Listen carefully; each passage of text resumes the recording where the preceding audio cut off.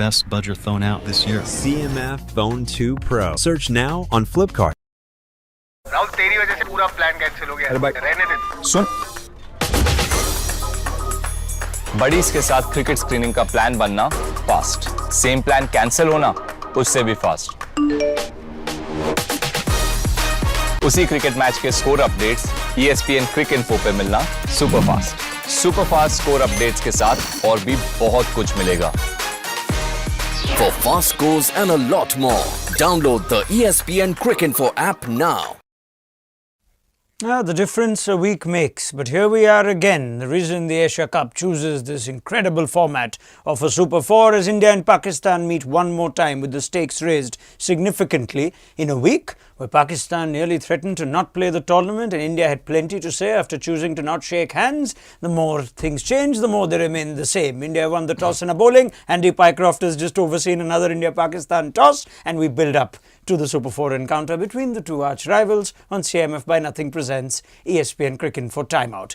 Next to me, Mr. Chopra. Mr. Chopra, yes, if you wouldn't mind. Yeah, we won't be trading punches. No, we are peaceful people. You can choose not to shake mine. I will not be offended at all. No, COVID times are behind us. It's completely up to you and me to do. Right. Now we will do what we do well professionally, talk cricket. Okay. Shall we?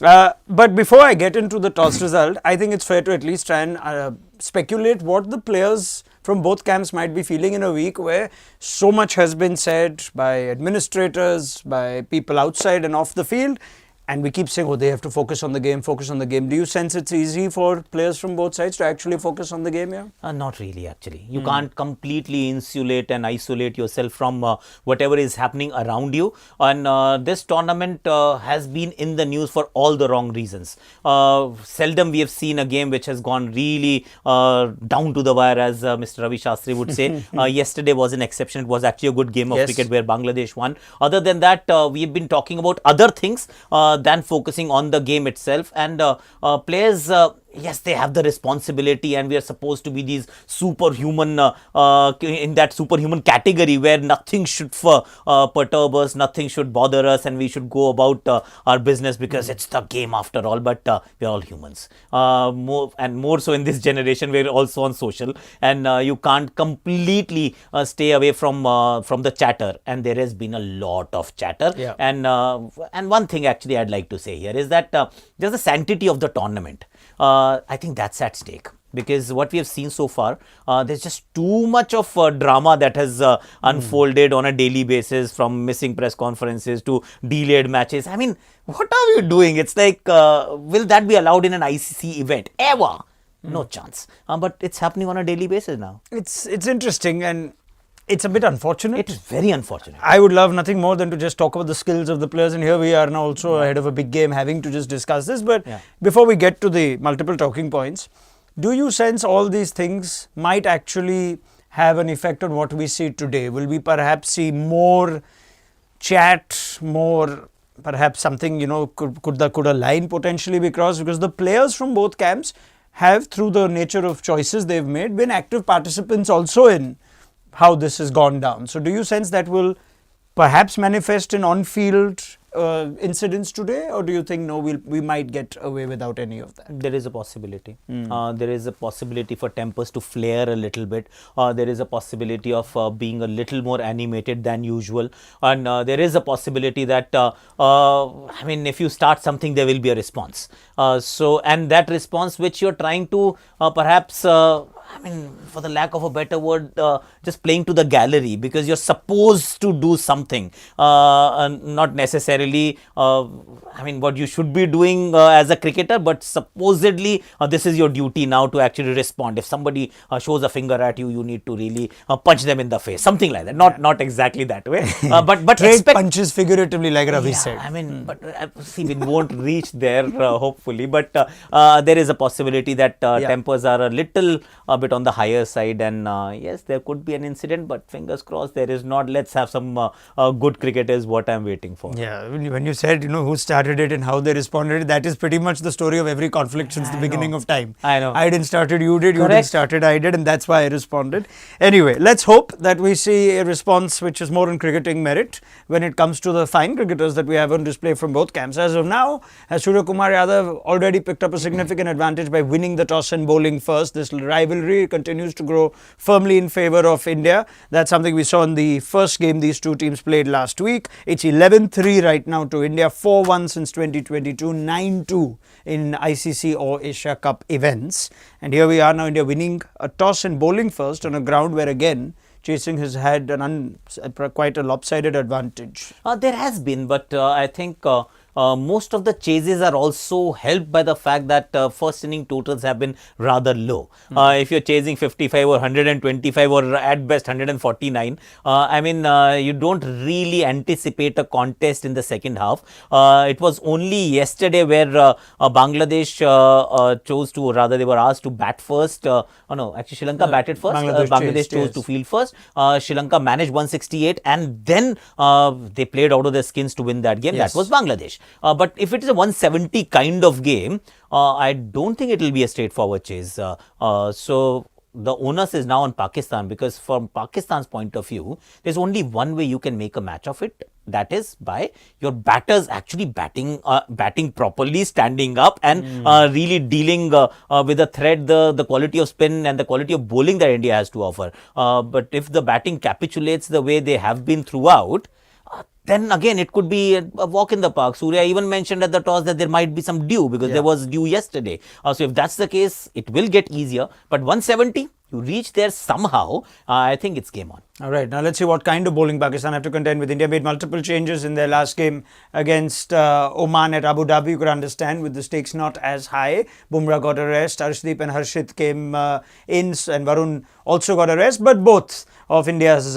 strike bowlers are back. So this is the full strength team. Nice to see Akshar Patel has recovered in time. India played only on Friday evening, remember, and Akshar took a nasty blow to the head while trying to take one in the field. But Varun and Bumrah return, Harshit and Arshdeep go out. Otherwise, that team is pretty much on predictable lines. Interesting that Surya said there has been a lot of dew, but he wouldn't know that when he won the toss and had his spin-heavy attack again, choosing to bowl first though. Again, you get lucky with the toss sometimes, because India knows how to be unlucky with the toss for about 8 odd months. India couldn't win a single toss with multiple captains, but now at least they've started winning tosses, which is a good thing. But I'm also thinking, see, this was along the expected lines.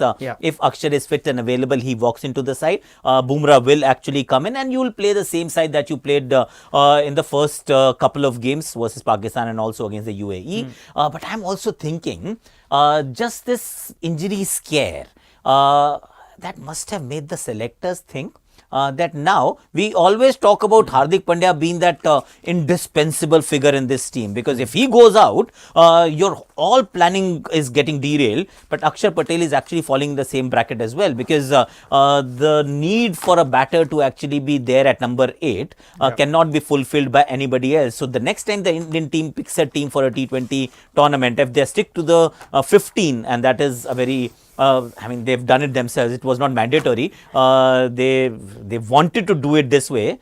Washington Sundar will always be there in the 15 if they were to pick a 15 next time. It won't be Rinku Singh, because as an additional batter or an additional fast bowler, whoever they want to do, they'll need a backup for Akshar Patel, because he's equally important. Otherwise, your balance goes for a toss. That's a very interesting point you make here, because if Akshar was not playing today, it would have given us an idea of what India's backup plan is. It's one thing to have Jadeja and Akshar in the same team and one not being there. But even at the World Cup, they did go heavy on the all-round options they have. Do you sense that India are now committed to this template, that there will always be Dubey, Hardik and Akshar, or at least that extra all-rounder, 3 all-rounders in an 11? Yes, they would want it that way. because see right now Dubey is doing a fairly decent job with the ball wherever he's needed to bat. He did the job. Going forward, we might actually see Nitish Kumar Reddy coming into the mix somehow. He'll compete with Dubey, you're saying. He'll compete with Dubey. I don't know what I mean. How closely they'll look at somebody like Shashank, because Shashank is also someone who bats and who's one of the better finishers that we saw in the IPL. Because whoever is going to come in is going to be a lower order bat. Somebody who can give you a few overs. It may not be of the quality of Hardik Pandya. Let's concede that fact that it is not going to be the case. But whatever options are available beyond Hardik Pandya, everybody is on the table is what I think. So you're saying if I have to apply the same thing for Akshar's case, I would argue now with Jadeja retired that the gulf between the next spin bowling all-rounder and Akshar, the T20 player, which I think you might agree is quite significant. The only difference is that Washington Sundar is someone who could possibly be a choice. That he's a decent batter, bats left-handed. Akshar is a lefty. He is a left-arm finger spinner. He's a right-arm finger spinner. And the other two spinners that you play are very different style of bowlers. Where I'm getting to is Akshar has proven himself to be a far more improved T20 cricketer. He can bowl power play. At times even bowled to left-handers. Washi's bowling remains one of in T20 cricket that batters have been able to hit him out of the attack. He doesn't get 4 overs in his franchise. He barely gets games to play in his franchises. So in that case, when India have to think of a template, are they better suited in saying, alright, if we don't have Akshar, then we can actually maybe bring in a couple, either bring in one player who's a proven batter or a proven bowler. Bring in Rinku in that case, or bring in tomorrow the extra seamer. I feel Akshar's batting is important, yes, because he gives you the necessary depth that you want. But it is bowling actually that you have to replace. If Akshar wasn't playing today, in my 11, it had to be Arshdeep Singh. And if you're so hell-bent and you can't make peace with the fact that you'll have 4 proper bowlers, then Harshit Rana, because he can at least bat at 8.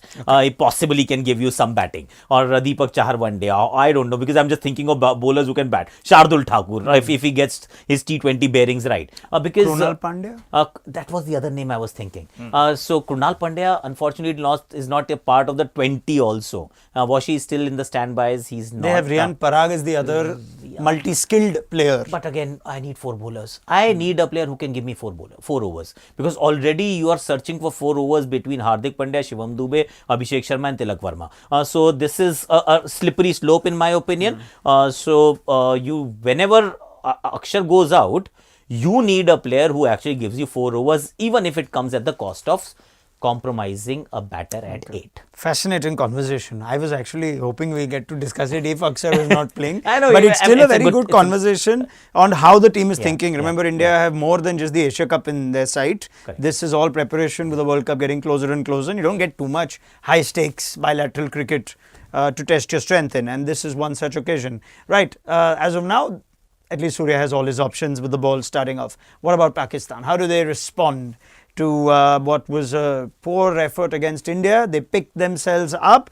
but in the side is Fahim Ashraf and Hussain Talat.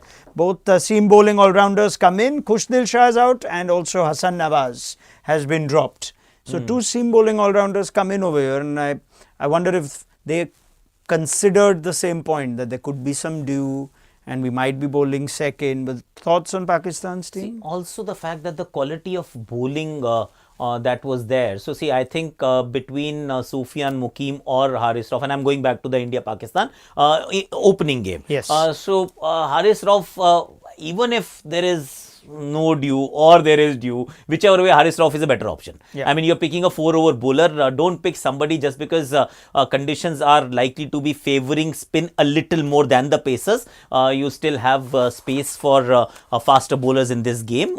If you have the skills, you actually should have at least 2 of them. Fahim Ashraf is personally, again, that is just my personal opinion. When I look at his bowling, it looks like he's neither here nor there. If things fall well, he'll give you 3 overs. If it doesn't, he might give you 2. But he's a fairly decent bat. His batting has been all right in the last 12 months. Mohammad Nawaz, of course, gives you the bowling. Hussain Talat, they're trying to address the batting issues as well, because it hasn't been that great so far. In fact, bowling is the second part of the story. Pakistan's story is the batting. If they can sort out their batting, we have a game. If they cannot sort out the batting, I mean, they can play whoever they want to. This will be a one-sided affair. So it boils down to how they bat. All right. I would like to think, given that I know you as well as I do, that among the many things that you might do with great success in your life, I doubt you will be Pakistan's batting coach or head coach. No, Yet, I'm not into I will ask coaching. you to at least imagine yourself in that situation, knowing that there is a huge gulf from the last game. But you want to turn things around. You're going to have to play Bumrah again, Kuldeep again, Varun again. How do you bridge that gulf? Is it even possible mid-tournament? How can you find a solution? See, firstly, as a coach, you have to tell them to forget what happened in the past, because it is actually irrelevant. Yes, it may plays on your mind and it can be a teacher and you can learn things. But come the game, match day, it is irrelevant. You need to start a new innings, start from zero any which way, whether you scored a century or a duck in the previous inning. Something that Saim Ayub should be hearing, that every time you fail, you are coming closer to succeeding, because failure, everybody fails. But the fact is that you succeed even in your own career, once in 4 innings is, or 5 innings, that you get to a 50 mark, and so on and so forth. So 3 ducks have already happened. The worst is behind you. You can only get better. So that's the conversation he wants to hear. And if I am Mike Hesson for today, I'd also tell him that just be a little more proactive, because T20 cricket, I still feel that you can't be just waiting for things to happen, because if you go down that route, you dig such a deep hole that you can't claw your way out of that particular hole. So be more proactive. I'm not saying being proactive means just go aggressive and be reckless, because there is a slight difference. But being proactive means that you're at least looking to score runs.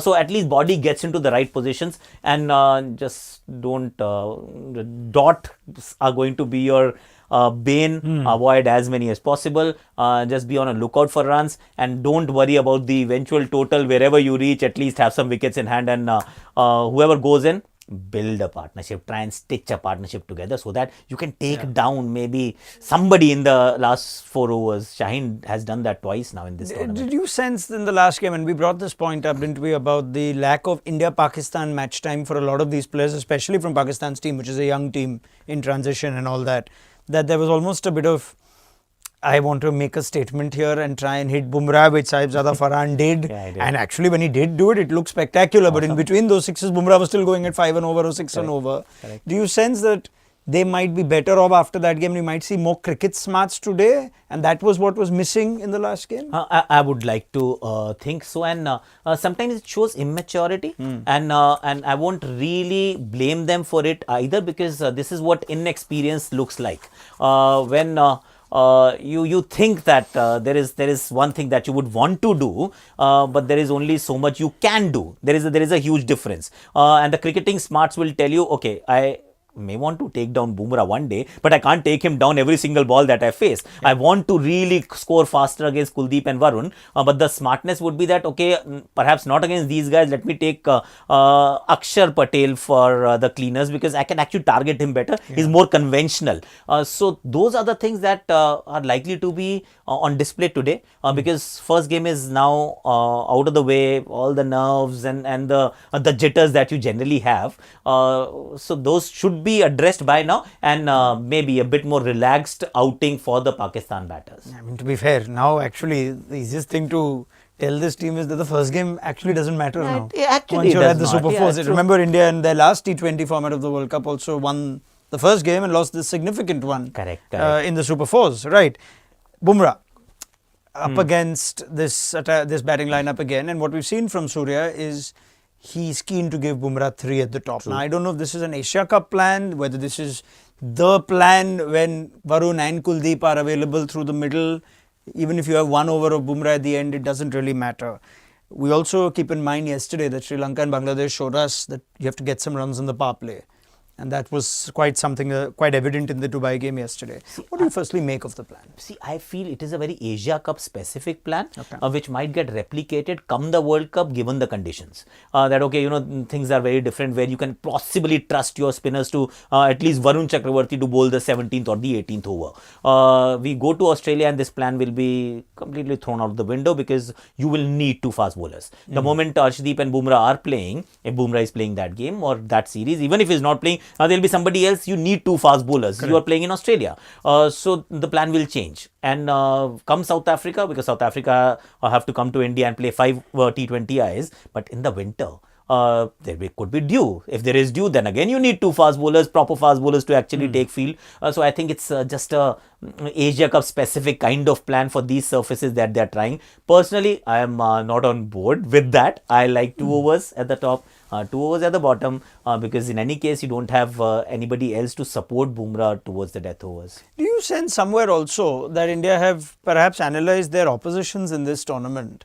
And normally we tend to look at Bumrah's usage very strategically, that there is somebody in the middle or the end who I need to hold Bumrah back for, either a Heinrich Klaasen or an Andre Russell. Here, most of the heavy lifting is the top 3-4. Do you sense somewhere India have said, I don't care if I don't have one more over of Bumrah between overs 15 and 20? I think once again conditions apply, because middle overs, India is, I think, slightly bullish about the fact that we won't need Bumrah.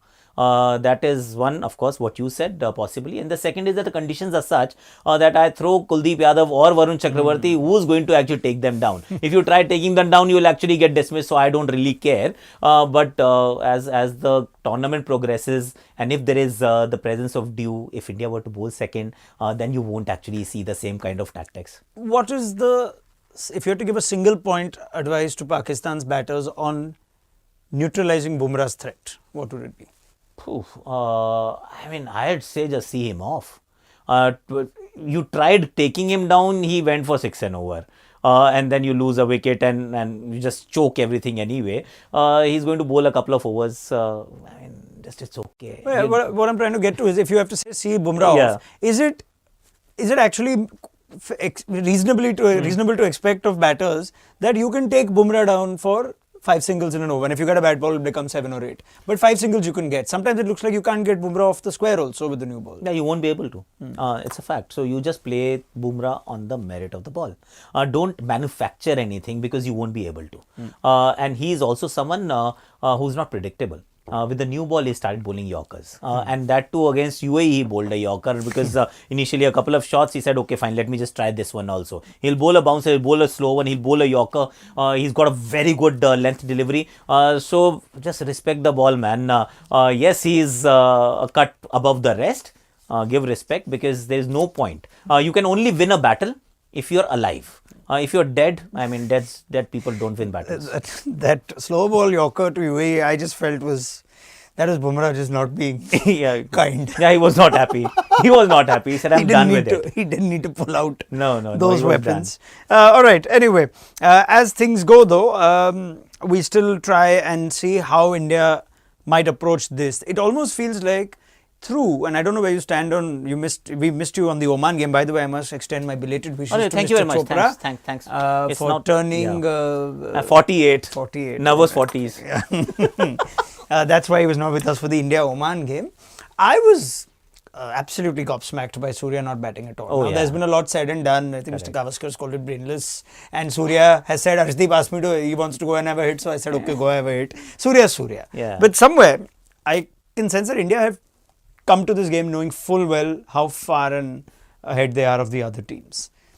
Do you sense today is the day where they will play this like it's a high stakes major game, or will again we see a little bit of, right, let's give Dubey a few overs here, let's give somebody a few overs? No, now it is serious business. You are in the Super 4s. You know that one slip up would mean very, like, I mean, you're just harming your chances a great deal. And it is against Pakistan for all practical purposes. This is the game in that respect for the outside noise as well.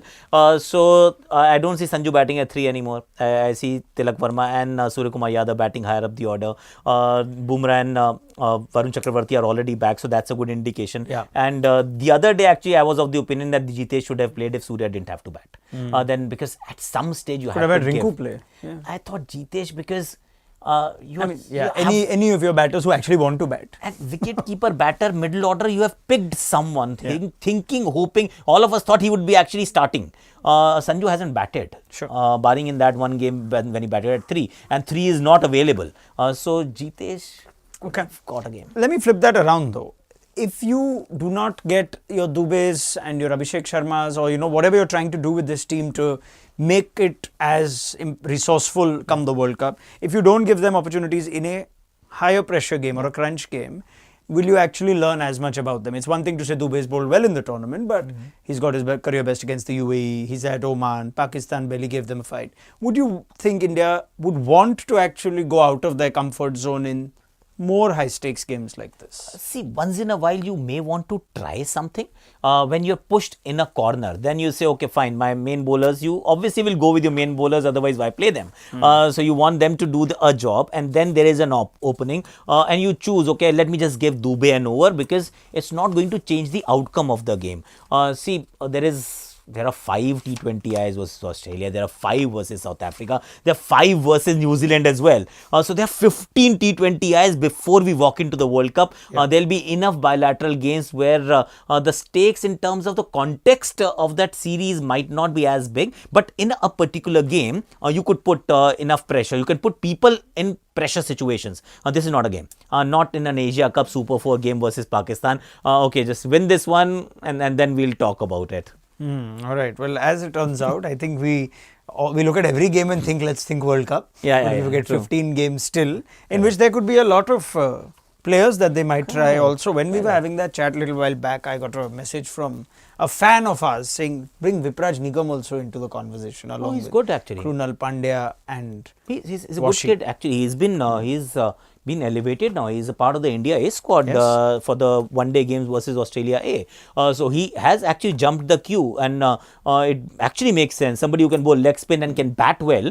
You need those kind of players because see, for the longest time, India, we are a batting nation. We improved as a bowling nation as well, but all-rounders is something that as a race we are not the multitaskers in a sense. Women will disagree, but we seldom, if we are actually, our parents will tell you, okay, focus on studies. If you're studying, then don't play. If you're playing, then even if you're not studying, it's okay. And if you're playing a sport, play one sport and not 5. So we are not all-rounders as a nation. So all-rounders are a rare commodity. However much you can get, please get them and involve them. Right. Why don't I involve our lovely viewers in as well who are sending in questions, and I'm going to just going to have a look on our YouTube live. Please send them in if you'd like, and I'm going to have a look at it at my CMF Phone 2 Pro. Thank you very much for sending in your questions and comments. Right. What have we got here? Shaheen's performance. Now, yes, he'll have a role to play later on. It's dropped, but the selectors keep faith with him. Well, Shaheen is the all-rounder also these days. True. Shaheen Afridi. Yeah. He's more of a batter right now. Actually, I was reading a meme somewhere that Saim and Shaheen have switched skills for this particular event. He's a batter and Saim is the bowler. Jokes aside, see, you would expect a better showing with the ball. See, Shaheen is hitting sixes and of course giving respectability. And to be fair, I mean, he is the reason why Pakistan is actually playing this game. Otherwise, UAE could have easily qualified if he hadn't tonked the ball the other night. So I'd like to bring in something we've noticed right now, which is that Saim Ayub has not walked out. Apparently, he's batting at 4 today, is yes, what I heard. So Saibzada Farhan is being partnered by Fakhar Zaman, who is no stranger to the opening position, but Pakistan enforce a change, left and right, in the form of Fakhar Zaman and Saibzada Farhan. Your thoughts on that? Interesting. Obviously, that tells you that there has been some introspection that a lot is broken because yes, Saim Ayub, I can understand that he's not scored the runs, but Saibzada Farhan, he's playing, right? I saw his name in the playing 11, but he's not opening anymore. No, Saim is not opening. No, Saim is not opening. Yeah, so the 3 ducks in a row, so Saim is going to be getting a softer launch, if you can call it that, against Kuldeep and Varun. Okay, I mean, I'm thinking of it, and I'd wonder if you like it. Fakhar Zaman is one of the most experienced players. He has played Bumrah before. Bumrah is the key game. With Fakhar, you're going to open. Not a bad call? Makes sense. Yeah. I mean, absolutely fine, because even with Fakhar Zaman, he's got the experience. He's batting in the middle order. He can tonk the spinners, but I personally feel that he's better off playing the faster bowlers because if the ball is turning a little, he is better off playing pace and then playing spin rather than trying to start his innings against spin. He's not that fluent when it comes to facing spin up front. If he can last the faster bowlers, then it becomes easier. All right, back I quickly check on the ESPN Cricket for mobile app on my CMF Phone 2 Pro, and forecast over the first innings is 154, Mr. Chopra. 154. So you've got some help. But of course, the chasing team has won almost everything in full member T20Is at this venue in recent times. So that being kept in mind, what is your first inning score? I mean, close to that only actually, 151. Okay, 151. Something. It is something. Yeah, So I feel that they won't get bundled out for 120. they'll bat now. better today. I am expecting that to happen. Okay, well, you've made some predictions already, or possibly keep an eye out for everyone's emotions, and let's see if everybody can behave themselves. Yeah, the so match referee will have a close eye on this game. Correct, You know yes. the match referee for this game is the Yes. most popular man on the referees panel these days. Correct. Poor Andy. Our love to Andy Pycroft. Anyway, thank you, Aakash Chopra. Absolute pleasure having you. And we will be back with Aakash at the end of the Pakistan innings. So we look forward to your company then on CMF by Nothing presents ESPN Cricket for Timeout.